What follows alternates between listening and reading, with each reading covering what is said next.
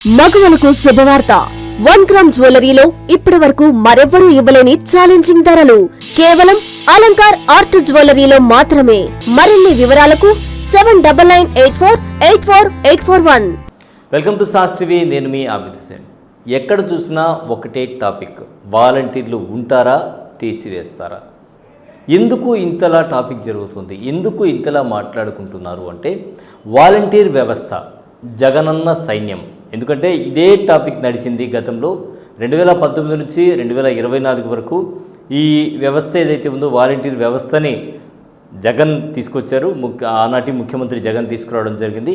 తీసుకొచ్చిన తర్వాత ఇది నా సైన్యమని ఆయన కూడా చెప్పడం జరిగింది. వాలంటీర్లు మనతో ఉన్నారని. వాలంటీర్లు పెట్టుకున్న వాలంటీర్లు కూడా దాదాపుగా వైఎస్ఆర్ కాంగ్రెస్ పార్టీకి చెందిన వాళ్ళనే ఆ రోజు నియమించడం జరిగింది. చాలా సందర్భాల్లో ఆనాటి ఎమ్మెల్యేలు చాలామంది చెప్పడం జరిగింది, మేము పెట్టుకున్న వాలంటీర్లందరూ మా వాళ్లే అని చెప్పేసి. సో ఇక్కడ ఎక్కడ కూడా నిబంధనలు అనేది లేకపోవడంతో ఎవరికి నచ్చిన వాళ్ళని వాళ్ళు పెట్టుకోవడం జరిగింది వాలంటీర్లుగా. సో దాంతో ఎక్కడ కూడా వాలంటీర్ వ్యవస్థ ఒక తెలుగుదేశం పార్టీకి చెందిన వాళ్ళు ఎవరు ఉన్నట్టు కూడా అనిపించేటువంటి పరిస్థితి లేదు. దీంతో ఎలక్షన్కి ముందు తెలుగుదేశం పార్టీ కానీ జనసేన కూటమి ఏదైతే ఉందో ఈ కూటమి దీన్ని వ్యతిరేకించడం జరిగింది. దీని మీద ఈసీ కూడా ఫిర్యాదు చేయడం జరిగింది. అయితే ఎన్నికలు సమీపిస్తున్న కొద్దీ కొన్ని మార్పులు జరిగాయి. ఏదైతే తెలుగుదేశం పార్టీ శ్రేణులు వాలంటీర్ల మీద విమర్శలు చేశారో అదే శ్రేణులు తర్వాత కాలంలో మేము అధికారంలోకి వస్తే 10,000 రూపాయలు ఇస్తాము అని కూడా చెప్పారు.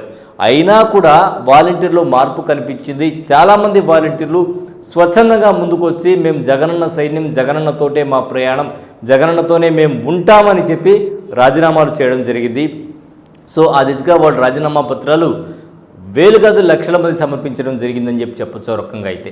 సో ఆల్మోస్ట్ కొంతమంది తప్ప మిగతా వాళ్ళందరూ కూడా, కొంతమంది ఎవరైతే ఉద్యోగం అవసరమో వాళ్ళు తప్ప మిగతా వాళ్ళందరూ మేమంతా జగనన్న సైన్యం అని చెప్పేసి, అంటే వాళ్ళందరూ కూడా ఒకటే అనుకున్నారు, వైఎస్ జగన్ మళ్ళీ అధికారంలోకి వస్తారు అని చెప్పి తలిచినటువంటి ప్రతి ఒక్కరూ కూడా మేమంతా జగనన్న సైన్యం, జగనన్నతోనే మా ప్రయాణం అని బలంగా నమ్మారు.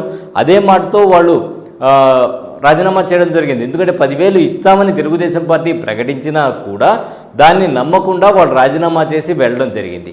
ఇప్పుడు మళ్ళీ తెలుగుదేశం పార్టీ అధికారంలోకి వచ్చింది. అధికారంలోకి వచ్చిన తర్వాత ఏదైతే పెన్షన్ల పంపిణీ జరుగుతుందో పెన్షన్ల పంపిణీలో వాలంటీర్ల ప్రమేయం లేకుండా సచివాలయ వ్యవస్థ ద్వారా పంపిణీ చేయాలి అని ఎప్పుడైతే ప్రభుత్వం భావించిందో ఇప్పుడు వాలంటీర్ల పరిస్థితి ఏంటి, వాలంటీర్లను ఉంచుకోబోతున్నారా తీసేయబోతున్నారా అనేటువంటి చర్చ సాగుతోంది. ప్రస్తుతం ఏదైతే అతి కొద్ది మంది వాలంటీర్లు ఉన్నారో, అంటే తెలుగుదేశం పార్టీని నమ్మి రాజీనామా చేయకుండా ఉన్నారో వాళ్ళు కొనసాగే పరిస్థితి ఖచ్చితంగా ఉంటుంది అని అనుకోవచ్చు. ఎందుకంటే వాలంటీర్ వ్యవస్థ ఉంటుంది అని తెలుగుదేశం పార్టీ ప్రకటించిన నేపథ్యంలో గతంలో తెలుగుదేశం పార్టీ 10,000 రూపాయలు ఇస్తాం, వాలంటీర్ వ్యవస్థ ఉంటుంది, ఎవరు కూడా రాజీనామాలు చేయొద్దు అని చెప్పిన నేపథ్యంలో ఎవరైతే తమను నమ్మి రాజీనామా చేయలేదో వాళ్ళనైతే ఖచ్చితంగా కొనసాగించేటువంటి అవకాశం ఉంటుంది అని చెప్పొచ్చు. ఇది ఎంతవరకు కన్ఫామ్ అనేది మాత్రం ఎవరు కూడా దీని మీద వ్యాఖ్యానించడం లేదు అధికారులకు వచ్చాక.